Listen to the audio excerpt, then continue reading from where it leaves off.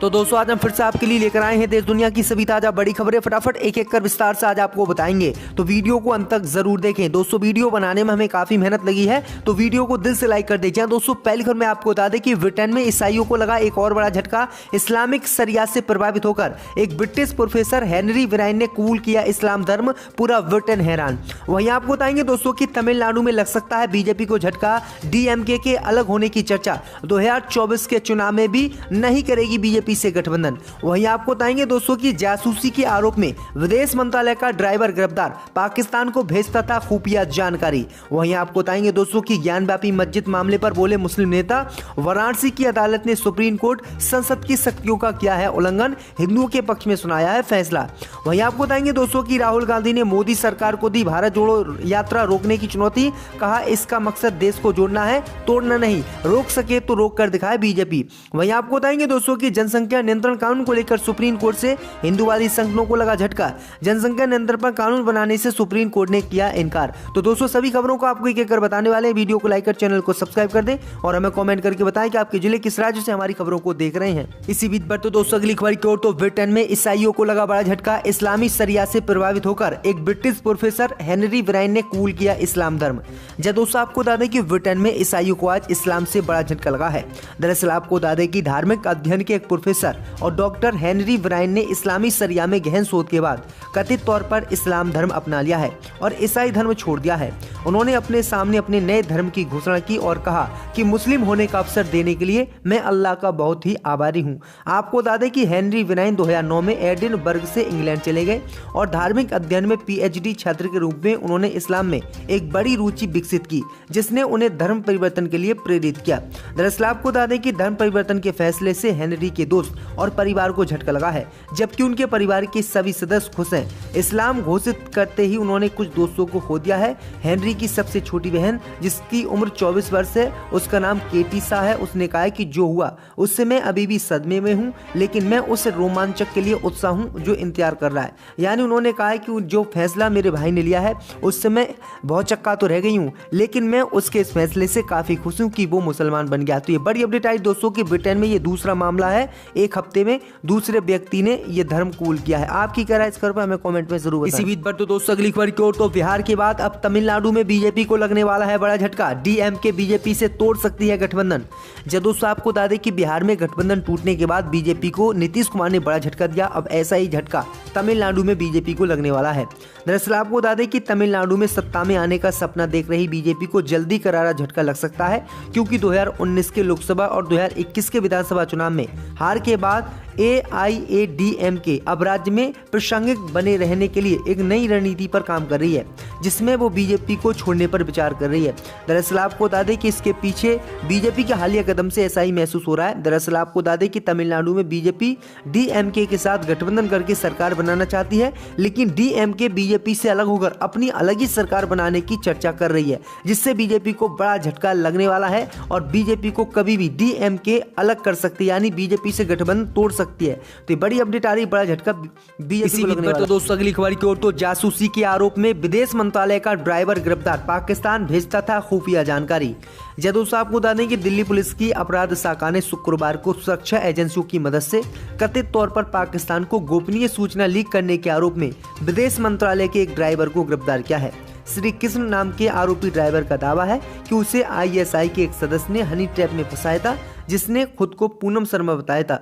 श्री कृष्ण नाम के आरोपी ड्राइवर को जवाहरलाल नेहरू भवन से पकड़ा गया है और ऐसा संदेह है कि उसने काफी संवेदनशील सूचनाएं पाकिस्तान को भेजी हैं। पुलिस ने बताया है कि वह पैसे के बदले पाकिस्तान को गुप्त सूचनाएं और खुफिया दस्तावेज मुहैया कराता था। बताया गया है कि वह जिस व्यक्ति को जानकारी देता था वह अपना नाम पूनम शर्मा बताता था। ये मामला हनी ट्रैप का माना जा रहा है। तो ये बड़ी अपडेट आ रही दोस्तों कि किस तरह से देश से ये लोग गद्दारी कर रहे हैं। अगर यही व्यक्ति मुसलमान होता तो अब तक क्या क्या गोदी मीडिया चलाती, लेकिन इस खबर को बिल्कुल ही साइड गोदी मीडिया ने कर दिया है। इसी बीच बढ़ते दोस्तों अगली खबर की ओर तो ज्ञानव्यापी मस्जिद मामले पर बोले मुस्लिम नेता, वाराणसी की अदालत ने सुप्रीम कोर्ट और संसद की शक्तियों का किया उल्लंघन। जब दोस्तों आपको बता दें कि उत्तर प्रदेश में मुस्लिम नेताओं ने वाराणसी जिला अदालत के आदेश को सुप्रीम कोर्ट और संसद की शक्तियों का उल्लंघन करार दिया है। मुस्लिम नेताओं ने यह स्पष्ट कर दिया है कि पूजा स्थल अधिनियम के अनुसार धार्मिक स्थलों में कोई बदलाव नहीं किया जा सकता। ऑल इंडिया मिल्ली काउंसिल के कार्यकारी सदस्य और बाबरी मस्जिद मामले में पूर्ववादी मौलाना खालिक अहमद खान ने कहा कि ज्ञानव्यापी मामले में मुस्लिम पक्ष की आपत्ति पूजा स्थल अधिनियम पर आधारित थी, जो धार्मिक स्थलों में किसी भी तरह के बदलाव की इजाजत नहीं देता है। ये भारतीय संसद द्वारा पारित एक अधिनियम है जिसकी पुष्टि सर्वोच्च न्यायालय की एक संवैधानिक पीठ ने की है और अब एक जिला अदालत इन शक्तियों का उल्लंघन कर रही है। तो ये बड़ी अपडेट आ रही है। इसी बीच पर तो दोस्तों अगली खबर की ओर तो राहुल ने सरकार को दी भारत जोड़ो यात्रा रोकने की चुनौती, कहा इसका मकसद देश को जोड़ना है। जब दोस्तों आपको बता दें कि राहुल गांधी ने गुरुवार को सरकार को चुनौती दी कि वो भारत जोड़ो यात्रा रोक कर दिखाए। बीजेपी और बाला साहेब शिवसेना की कुछ नेताओं द्वारा यात्रा पर सवाल उठाने का जिक्र करते हुए राहुल गांधी ने ये बातें कही हैं। उन्होंने कहा है कि भारत जोड़ो यात्रा का मकसद देश को जोड़ना है, तोड़ना नहीं। जनता की आवाज को सुनना है और प्रेम का संदेश पूरे देश में फैलाना है। दरअसल आपको बता दें कि इस समय राहुल गांधी की भारत जोड़ो यात्रा महाराष्ट्र में चल रही है और महाराष्ट्र में बीजेपी और शिंदे गुट के कुछ विधायकों ने कांग्रेस की भारत जोड़ो यात्रा को रोकने की बात कही थी। इस पर सवाल उठाए थे और इसी का जवाब राहुल गांधी ने दिया है। राहुल गांधी ने कहा है कि अगर सरकार में हिम्मत है तो वो भारत जोड़ो यात्रा रोक कर दिखाए। इसी बीच बढ़ते दोस्तों अगली खबर की ओर तो सुप्रीम कोर्ट से हिंदूवादी संगठनों को लगा बड़ा झटका, जनसंख्या नियंत्रण कानून लागू करने की कोर्ट ने मांग की खारिज। जब दोस्तों आपको बता दें कि सुप्रीम कोर्ट से आज उन हिंदूवादी संगठनों को झटका लगा है जो लगातार देश में जनसंख्या नियंत्रण कानून लागू करने की मांग कर रहे हैं। दरअसल आपको बता दें कि सुप्रीम कोर्ट ने बढ़ती जनसंख्या को नियंत्रित करने के लिए 2 बच्चों के नियम को लागू करने के लिए कदम उठाने की मांग करने वाली दलीलों पर विचार करने से इनकार कर दिया है। अदालत ने कहा है कि इस मुद्दे को देखना सरकार का काम है। जन्म दर में वृद्धि के बावजूद भारत की जनसंख्या स्थिर होने के बारे में मीडिया रिपोर्ट का हवाला देते हुए शीर्ष अदालत ने कहा कि ये ऐसा मुद्दा नहीं है जिसमें अदालत को हस्तक्षेप करना चाहिए। उन्होंने कहा कि अगर जनसंख्या नियंत्रण कानून बनाना है या जनसंख्या नियंत्रण पर बातचीत करनी है तो ये सरकार का काम है। सरकार इस पर कानून लेकर आए और रोके। हम इस पर कोई भी काम नहीं कर सकते, कोई भी कदम नहीं उठा सकते। तो ये बड़ी अपडेट आई दोस्तों की जनसंख्या नियंत्रण कानून को लेकर सुप्रीम कोर्ट ने यह बड़ा झटका उन हिंदूवादी संगठनों को दिया है जो लगातार देश में जनसंख्या नियंत्रण कानून की मांग कर रहे हैं। इसी बीच बढ़ते दोस्तों अगली खबर की ओर तो सावरकर पर टिप्पणी को लेकर राहुल गांधी के खिलाफ दर्ज हुई शिकायत। जब दोस्तों आपको बता दें कि बाला साहेब शिवसेना नेता वंदना डोंगरे ने भारत जोड़ो यात्रा के दौरान स्वतंत्रता सेनानी वीर सावरकर के खिलाफ कथित तौर से अपमानजनक टिप्पणी करने के लिए कांग्रेस नेता राहुल गांधी के खिलाफ शिकायत दर्ज कराई है। गुरुवार को ठाणे नगर पुलिस ने थाने में शिकायत दर्ज कराई थी जिसमें कहा गया था कि गांधी की टिप्पणी से स्थानीय नागरिकों की भावनाएं आहत हुई हैं। आईपीसी की धारा 500-501 के तहत एनसीआर अपराध का मामला दर्ज किया गया है। गांधी के खिलाफ उनकी टिप्पणी के लिए शिकायत दर्ज करते हुए बाला साहेब बंची शिवसेना नेता जो पार्टी की महिला अखाड़ी प्रमुख भी हैं, वह हमारे महापुरुषों की बदनामी को बर्दाश्त नहीं करेगी। डोंगरों ने कहा है कि भारत जोड़ो यात्रा के दौरान राहुल गांधी ने स्वतंत्रता सेनानी सावरकर को बदनाम करने वाला बयान दिया है। इसी बीच बढ़ते दोस्तों अगली खबर की ओर तो सुप्रीम कोर्ट के मुख्य न्यायाधीश डीवाई चंद्रचूड़ ने पहली बैठक में किए 3 जजों के तबादले, विरोध में उतरे वकील। जब दोस्तों आपको बता दें कि सुप्रीम कोर्ट के 5 जजों के कॉलेजियन ने बुधवार को नए मुख्य न्यायाधीश डीवाई चंद्रचूड़ की अध्यक्षता में अपनी पहली बैठक की।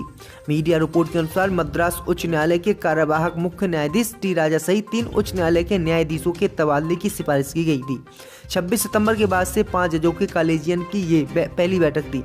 भैया आपको बता दें कि इसमें सीजीआई ने 3 जजों के तबादले कर दिए हैं। भैया आपको बता दें कि जजों के तबादले के विरोध में वकील उतर आए हैं और वकीलों ने कहा है कि किसी भी कीमत पर इन जजों के तबादले नहीं होने चाहिए। तो ये बड़ी अपडेट आई दोस्तों कि सीजीआई डीवाई चंद्रचूड़ ने ये बड़ा फैसला लिया है। एजेंडा है हिंदू मुसलमान कैसे करना। जो नाम मुस्लिम तहजीब से जुड़े हुए हैं या उर्दू के नाम है उन्हें हटाने के बाद ये मैसेज दे रहे हैं कि हम उर्दू और मुस्लिम तहजीब खत्म कर रहे हैं, ये नहीं कर सकते। हमारी हज़ारों साल की तहजीब है हिंदू मुसलमानों की, प्यार मोहब्बत की तहजीब है। ये कितनी कोशिश कर लें हम न एक दूसरे से अलग हो सकते, ना ये तहजीब बदल सकते।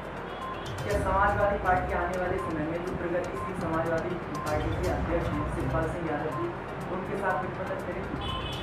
अखिलेश जी ने तो कहा है गठबंधन करने को तैयार है। अभी शिवपाल यादव जी ने कल एक सवाल पूछी, उसमें कहा था कि समाजवादी पार्टी से गठबंधन के सारे प्रयास कर लिए लेकिन अखिलेश यादव जी की तरफ से कोई जवाब नहीं मिला है। क्या 2017 की तरह आपकी 2022 में आपकी चुनाव करेगी? अगर शिवपाल जी गठबंधन नहीं करना चाहते तो चुनाव लड़ लें वहाँ अकेले, हम तो मना करते हैं। समाजवादी पार्टी करना चाहती है। हमारे नेता अखिलेश यादव जी ने गठबंधन को कहा है। ओवैसी आ गए उत्तर प्रदेश में, असदुद्दीन ओवैसी साहब की पार्टी से, तो इसमें समाजवादी पार्टी गठबंधन करेगी या फिर नहीं? नहीं, कोई गठबंधन नहीं। ओवैसी साहब से कोई गठबंधन नहीं? हमारे नेता नहीं चाहते उनसे गठबंधन करना, क्योंकि उनका इतिहास